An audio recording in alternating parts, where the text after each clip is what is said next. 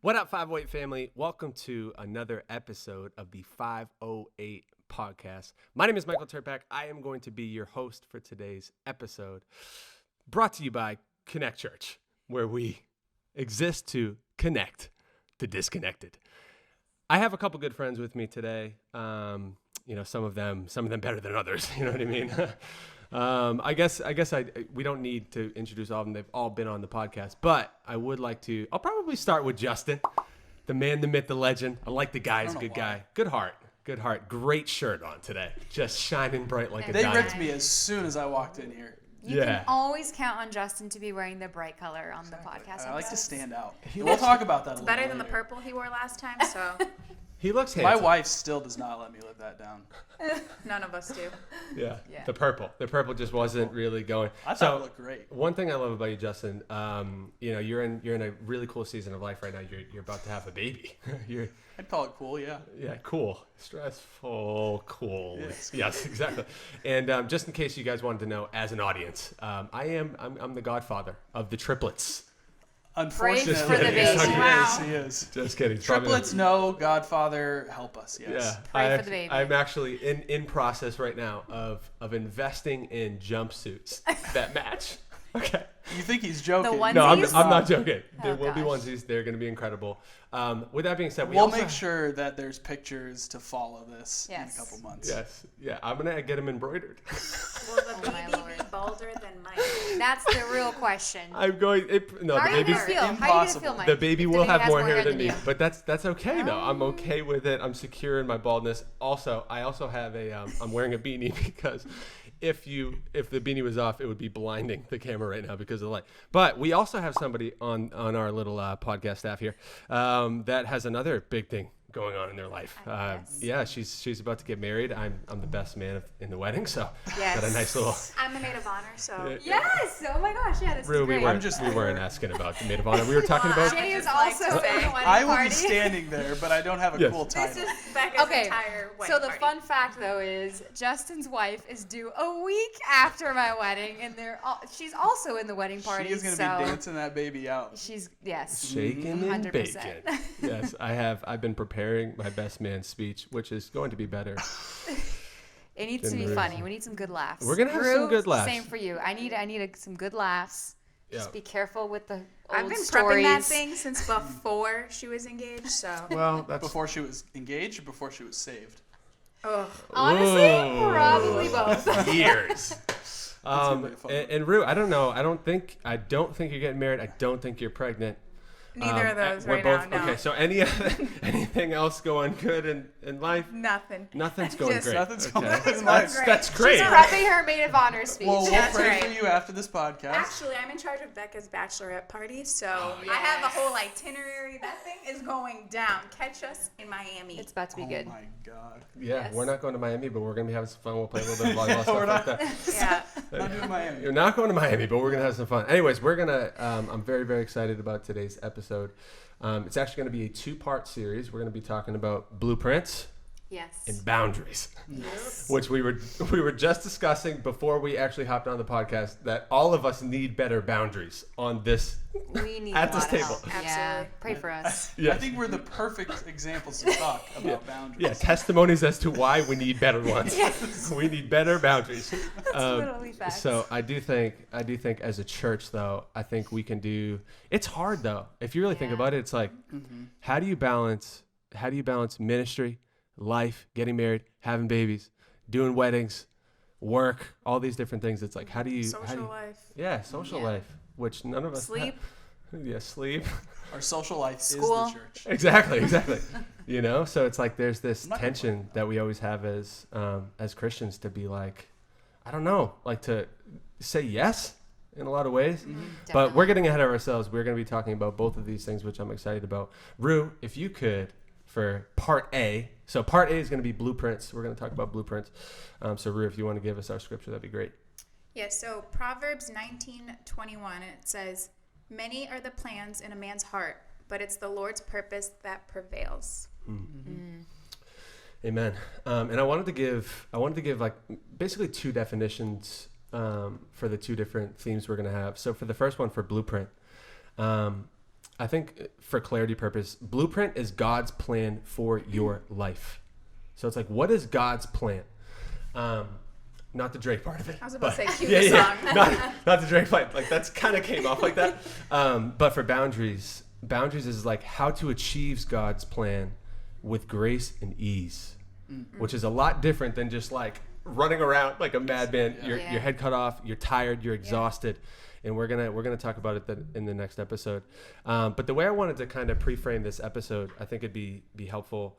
I remember when I was in high school. I actually went to high school with Ruh and Beca. Justin, nobody knows where Justin was. MHS. Justin no one knows where I was. I didn't even know where I was. Justin could have been anywhere in the world at this time. But Ruh, Beca, and we all went to high school together. And I remember they used to call me Terp. And they had a lot. They probably had a lot. I had a lot of nicknames, not only just Terp. But I remember at that time there was like this, I don't know, this way that I lived life. I lived life by a different blueprint. And the blueprint was like culture or society's blueprint. It was like I would have fun, I would drink, I'd party, I'd go out, we would like do our thing. Sex was a big part of life. Pornography was a big part of life. And I remember when I started to meet God, and I was like, I knew myself, my identity was Terp. I had like this old person. And like, I love how the Bible says like, when we come to know Christ, we're a new creation. There's something different. And with the new creation or the new identity came a new blueprint. It was like the blueprint of my life. I started to look at life through a different lens. I was like, I want you to write this down. This is the big idea for today's message. The big idea is the Bible is the blueprint. Yeah. The Bible is the blueprint. And what I started to do, and I'm going to transition to you guys in a second because I'd love to hear kind of the before and after in your life. For me, I started to see that I didn't live life by the Bible, like clearly. Everything in my life was inexact, like it was contradictory to everything in the Bible. And I started to read the Bible and I was like, this is the blueprint that I'm supposed to be living. This is the plan that God had for my life. And nobody told it to me. I was kind of just living life with no conviction, kind of just doing my thing and partying. And like, I never would go out and party and do whatever and feel convicted about it. I didn't know. I was just kind of doing my thing. It was culture standards. And so for you guys, and I'd love to start with Beca, what was your old blueprint and how did that change when you met God? Yeah. So it's interesting for me because I grew up in a Christian home. So even throughout living like high school, college, and going through that party phase and, doing all the things that you shouldn't be doing, I had that guilt. But I think the biggest thing for me, once I actually had an encounter with God and decided to fully dedicate my life to Him, the difference for me was before my blueprint was all about me. Like I just felt like I could control everything in my life. And I knew if I set this goal for myself, then I can accomplish it. It's basically like my success, my happiness, all of it was fully dependent on me. And I was in charge of all of it. Yeah. And so in whatever season that I was in, it's like, okay, if I'm down, I'm the only person that can get myself out of this. Or if I want to get somewhere else, okay, let me devise a plan and follow those steps one by one by myself. Yeah. Once I had that shift, I learned it's not me, it's all God. It's by God's grace that I can actually accomplish the things that, I think of. But on top of that, it's no longer just about what I want to do, but what does God want for my life? Like you said, like what's God's blueprint for my life? I was the same way though.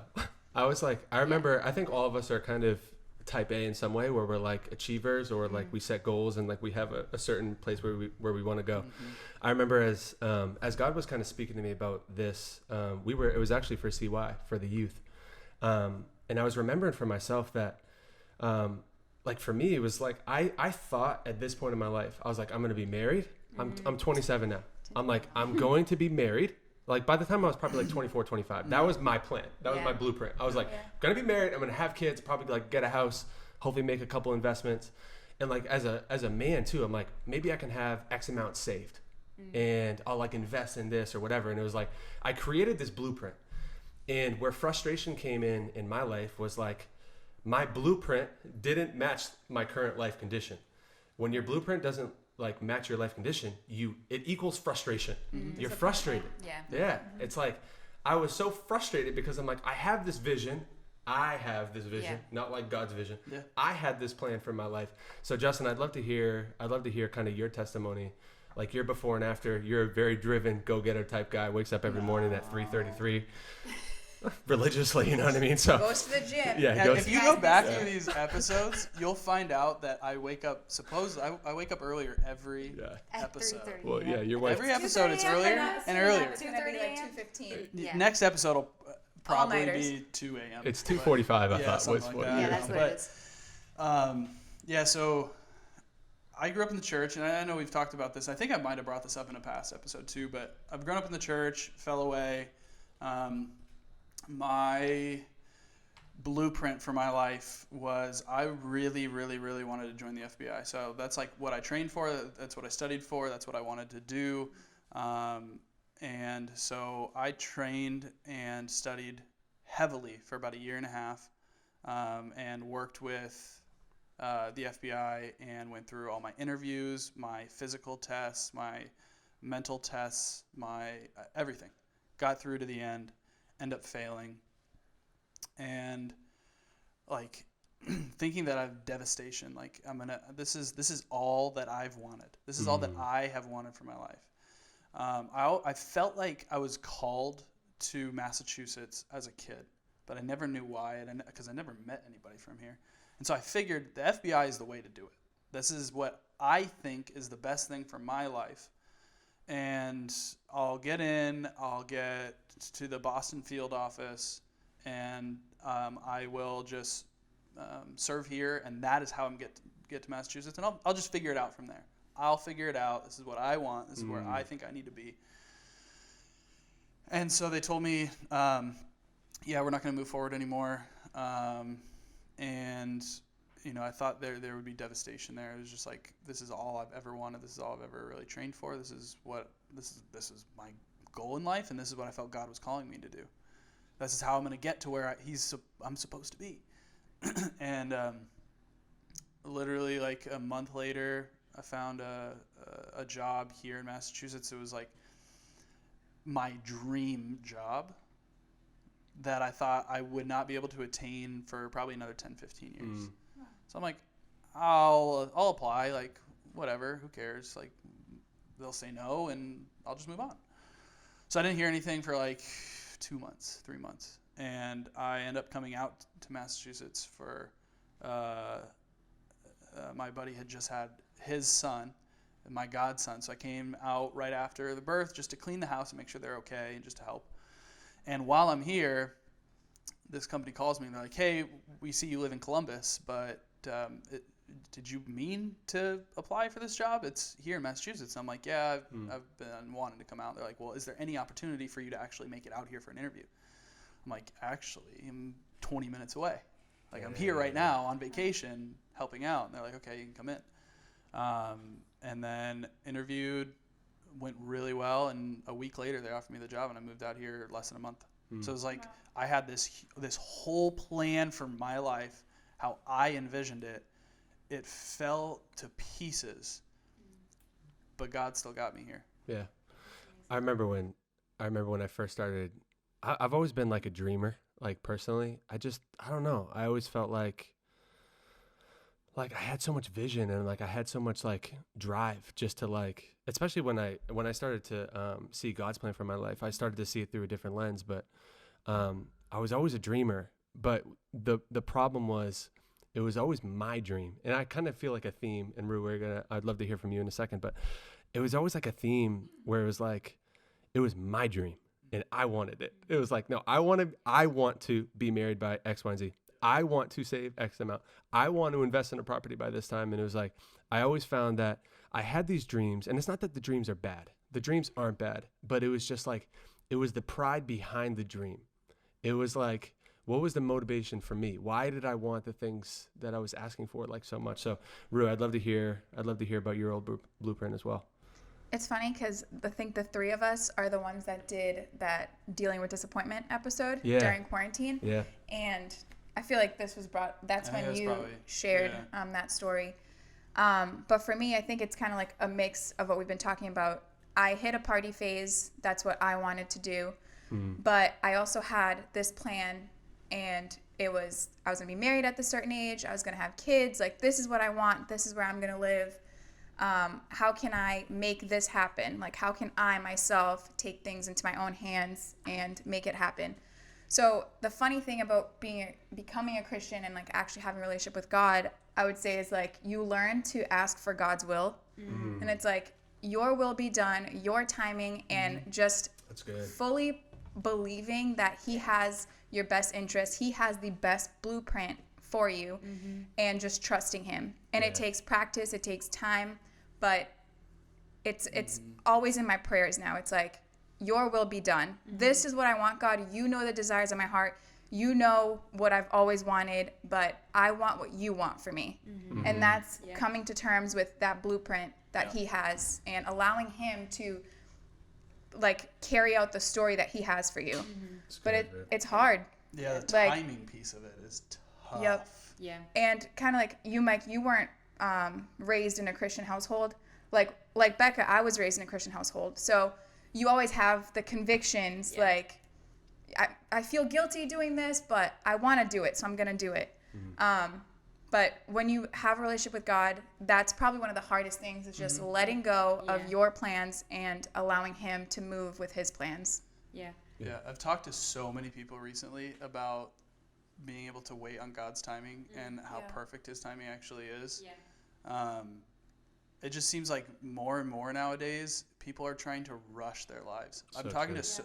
it's like I'm talking to younger and younger people that are like, no, I'm supposed to be at this stage. Yeah. I'm supposed to be owning my own company. I'm supposed to be killing it in the workforce. I'm It's like, you supposed to should get have seen married. It's us back in your age. like, Like, are you kidding me? I was sketchy. like, what? Like, no, I see all my friends driving Mercedes and Beamers, and Yeah. they're all successful, and I'm like, What is why are success? you rushing your life? You're 22. Yeah. I would say what makes it easier in learning God's timing and learning how to wait in that is when you actually do wait and then you see God's plan be 10 times better than what you could have ever imagined. Yeah. Like, that's what gets me through those seasons. Yeah. Like, when I'm praying for something and I know that that's what I want, that's what helps me. Like, God, this is what I want, but I know that whatever you have for me It's so much is so much better. better. I mean, I'm trying to plan a wedding in COVID, and I remember praying for this. I'm like, God, I really want this wedding, but whatever you have for me is going to be great. And rehearsing those past victories, like remembering what God gave you and did for you in the past, that's what I lean on and helps me.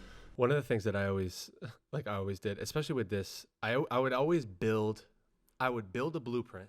I'd write it all out. I'd do the goals thing, and like I built this blueprint, and then after I built the blueprint, I'd look to God. I'd be like, God, how do you feel about that? Like, yeah. So do you I get what like you're saying. that? Yeah. Let me I just. did all this work. Wait, can you sign it? Can you just sign my page? I my did plan? it all for you. I created the plan already. God, no, seriously, you don't have any Yeah, you work. don't have to do any of the work. Don't worry I about already it. did all of it. We're good. Me and you, we're cool. Can you sign here though? Like, this is like, so. I would love to, I guess, like hear your guys' perspective on that, because that's something that I still wrestle with. Yeah. Where I will build a blueprint. I will write the goals, because in culture, right? Romans 12:2. It's like there's a cultural thing that we're supposed to not conform to. So in culture, it's like no. Set goals and like get those goals and like achieve do. them, And by the way, without any boundaries, you can sacrifice everything you possibly can to get that goal. As long Why as you or achieve, not? You're lazy, or you're not good enough, or you're not worthy. So, what are you guys' thoughts on that? Because for me, I really struggle with that. Where I will write down a plan, and it's good to plan. That's the thing that I have attention with. It's like it's good to plan, but like when you plan and it's with the wrong motive, or with it's like the wrong plan, or maybe it's not God's plan, and it's not like God's talking to you and saying, "Hey, that's not the right thing." So, what are you guys' thoughts on that? I think the motive piece is key, and I know you'd put a question out here. We were talking through our desires and what desires have changed in our lives since we started to kind of follow God's blueprint. And I was looking at it and I'm like, it's a great question, but I don't think my desires have necessarily changed, but the motives behind those desires have. Wow. Yeah. Right? So a couple things that I wrote down, and others might have these same ones. It's like being rich. I wanted to be rich. I wanted to be successful. I wanted to have money. I want to be a blessing now. I want to make money so I can be a blessing to others, not so I can just store up money and just be able to do whatever I want whenever I want. I want to be a blessing. I don't want to be rich. That's good. Being successful versus being content. So I just want to drive for that next thing. I want to be successful. Once I've reached it, what's the next goal? Rather than being happy with what I have in the time that I have it, right? What is the world going to mean to me if my family is falling apart? Being happy versus being joyful. Being happy is just, it comes and goes. Being joyful is active.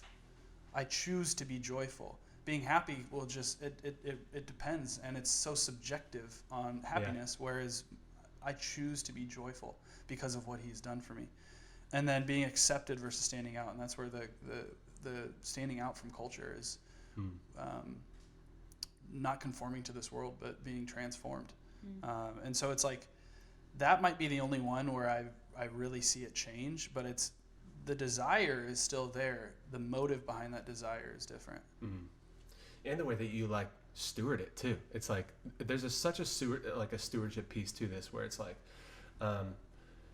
and almost a drive behind that stewardship too. It's like I think about it differently now. To your point, it's like there's a why or a purpose behind it, Right. And that's what protects us too. Because I feel like God sees our blueprint, and He goes, "I love that. I love that dream. That's actually a good dream." He's like, but what you don't understand is the schedule that is attached to that. Going back to boundaries, there's crazy. You're asking me for you want to speak, you want to do this. A lot of people are like within ministry want to like be on stages and speak to people and influence, and it's good. That's a good dream, but do you know what that costs? Yeah.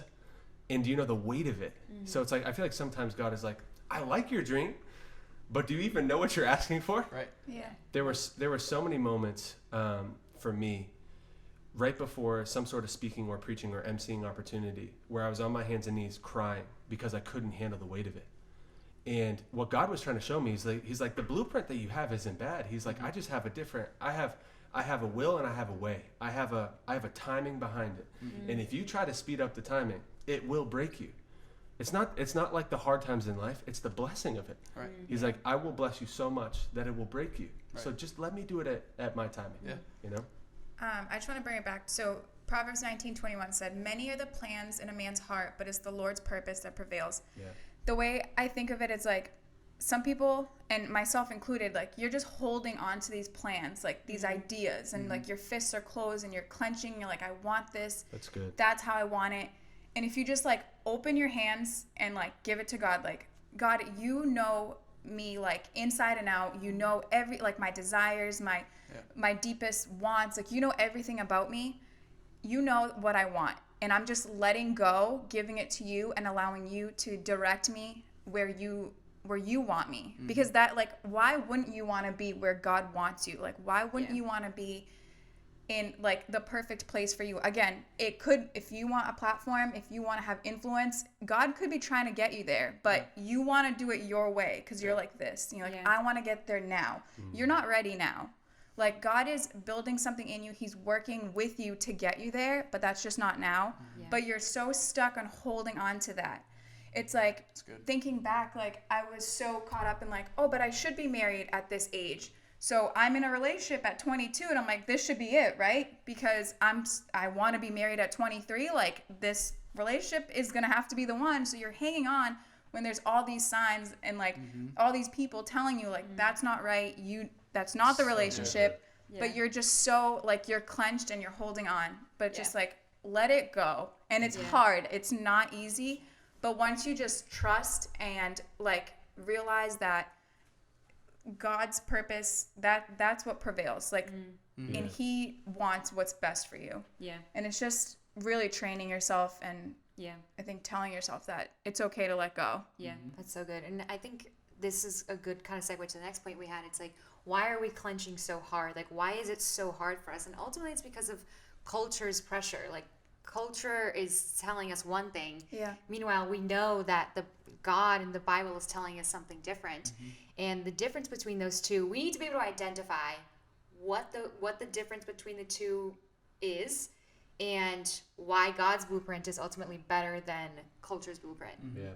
And I don't know, I think Justin or Mike, if you wanted to touch on some of the points, but I think one of the first ones here, it says culture wants the kingdom without the king. And I thought that was such a good one. Yeah. Yeah. When I think about like the difference between, well, I just, in my own life, I lived both. And, and there was like this, even now I feel this tension within myself where I'm like, culture wants me to be a certain way. Oh yeah. And if I'm not that way, I'm not loved. And I don't, and as like, sometimes, you know, as a man, just in my own thought life, I'm just like, especially being in Boston too, it's kind of crazy because we're kind of like a polar area to this where it's like, you need to work all day or else you're not good enough. Yeah. For, Yeah. like, Yeah. and that's like for our whole culture. Yeah. What is family life? It's Yeah. like you need to be working, hustling, doing everything you possibly can to be successful. It's like, And then what? it's such a pressure. And Yeah. then Then what? what? And You then lose your family, Yeah. you lose everything. But nope, That's you're crazy. successful, quote crazy. unquote. and that's culture's blueprint. Culture says at the expense of everybody you love, as long as you're successful, it's okay. Yeah. And I remember listening to this over and over and over. It was like this like tape that was in my head. It was like, you need to go harder. You need to go harder. You need to go harder. So when God started to talk to me about Sabbath and rest, and Mike, I remember What is like, that? yeah, I'm like, what the heck are you talking about? What'd you say? That doesn't even. God, I need to do more. Yeah. I need to. Do you hear? But that's a whole day of work that I could be I doing. know. Yeah. You know how Like, much You I want could me to rest? accomplish? Yeah. On Sabbath? Yeah, exactly. And it's like, and it's almost like I hear the culture behind me. It's like, Mike, you need to keep working. You need to keep going. I remember very distinctly. It was the first time I just read Ruthless Elimination of Hurry, and I'm reading this book and I'm like trying to get hurry out of my life. And I remember like sitting down and like not doing anything for the first time, and I was just like looking out the window and like I was like, God, do you want me to play worship music? Was there and he's music like, in the he goes, No. He goes, no. And I go, okay. Do you want me to like read the Bible? And you go, nah. And I go, all right, God, I just don't, I'm not really understanding because like I'm such a doer. Like I'm such like a, but here's the thing though. And I think this is very important for maybe for you to write down too. There's a blueprint that God has for your life. There is his blueprint and then there's your blueprint. And there's his will, but it's his way. Many are the plans in a man's heart, but it's the Lord's purpose that prevails. There's a purpose that he has for your life. And it's not that the different plans that you have in your heart are bad. They're not bad. They might just look different. They might be different. They're not bad. They're just different. And God has a purpose behind that. And he places, one thing that was confusing for me, actually, I want to talk to you guys about this. One thing that's confusing for me is that there were actually desires in my heart from God. For example, doing stuff like this, podcast stuff. And I thought it looked different. It was like the way that I saw it, my blueprint, I was like, okay, it's probably going to look like this. Maybe I can do a YouTube channel. I'll do X, Y, and Z. So, and we can go into the point where it's like, what dream did you have to let go of in your own life? But for me, I had this dream to do YouTube. I bought $2,000 worth of equipment. I literally left my car running to go inside to grab my wallet. Somebody stole my car. All of my YouTube equipment was gone. This was like 5 years ago. And I go, God, but like, didn't you have this plan for me? Didn't you have this blueprint for me to be like in YouTube, like do stuff, like do video? And he's like, yeah, but it was Not yet. it was the 508 it was the podcast, the purpose of the podcast. He was like, it looked different. Yeah. And so, like, what are some experiences you guys had with like letting go of dreams that were yours and not his? I feel like you guys have great examples. You gave the FBI one. I don't know. Like that was definitely a dream that I gave up. I feel like I'm kind of doing that now. Like I don't know. I'm starting to feel much more called to full-time ministry, which I don't want to Pastor do. Justin. I don't want to do because I know the behind the scenes. Like Does anybody have growing up oil? in the church, people don't see how hard it is. Oh yeah. Monday through Saturday. They only see what happens in the pulpit on a Sunday, and it's tough work. And there is a lot of spiritual weight that comes with it. And like, what does that mean for my family? So that's one thing I'm struggling with right now, but that's like a dream, like giving up everything I've worked so hard for in like my career, Yeah. and like having so much influence in my industry. It's tough, but I hear you. Yeah. I'm kind of going through something a little similar in a way where I'm getting married and I love my career. I love what I do, but I think like, is this sustainable? Can I do this long term? What is it going to look like? And it's in these seasons of transition that you really start to play things out. And sometimes in these seasons of transition is when God, I think, is trying to show us, okay, here's what I have for you. And he'll like speak to you in a way, and it might be an idea. And we need to be able to listen to it, pray on it, and say, okay, is this where God's taking me? And then, actually doing it and like following that lead. I think when you said that, having the right people speaking into you, and I think we talk about this all the time, but mentors and just like wise counsel, like life will present you like 4 different things, and they'll all look shiny and pretty and have a little bow on it, but it's like you can't always do all 4, at least not well. I think at one point we've all done too much, and it's just we're not meant to like do all these things well. So it's like, who is speaking into your life? Who is a mentor, a wise counsel you can speak to? Obviously go to God, but God puts people in your life for that reason. And I think that's a perfect time where they come in and they're like, listen, I know all those look great, but this is where your passion is, or this has a larger benefit for the kingdom, or this and that, and they help you, kind of process through that stuff. And no, like, you're right, no, that one is not going to be sustainable in the long run, or there's a lot of weight behind the scenes on this one, That's or great. There's a lot of work on the back end for that one. Can you manage all of that? So it's really having the right people speaking into your really life good. too. I think it's really helpful. Yeah. It does help. I think that this is a conversation we could have for a long time, especially between us. And I think that this was helpful. I wanted to read 2 scriptures as we close, because a thought that came up probably 3 or 4 times as we were talking about this was anxiety. And when you have your own plan, and when you have, like Ruh was talking about, I love this illustration where it was like, it's like so tight in your hands. It's like, I get it. But like, I know you're telling me to let go of this, but I can't. And it's like this trust thing where it's like, I can't trust you. I can't let go. Yeah. And then God's like looking at you. He's like, I know, I understand that, but like, will you trust me? Like, will you let go? So I wanted to read 2 scriptures. First one is Psalm 55:22. It says, cast your cares on the Lord, and he will sustain you. He will never let the righteous be shaken. In 1 Peter chapter 5, I'll read in verse 5. It says, in the same way, you who are younger, submit yourselves to your elders. All of you, clothe yourselves with humility. It's a very key word when it comes to anxiety. Humility toward one another, because God opposes the proud, but shows favor to the humble. In verse 6, it says, watch how it prefaces anxiety, though. So he's about to talk about anxiety, but look at the first word, humble. It says, humble yourselves, therefore, under God's mighty hand, that he may lift you up in due time. Then it says, cast all your anxiety on him.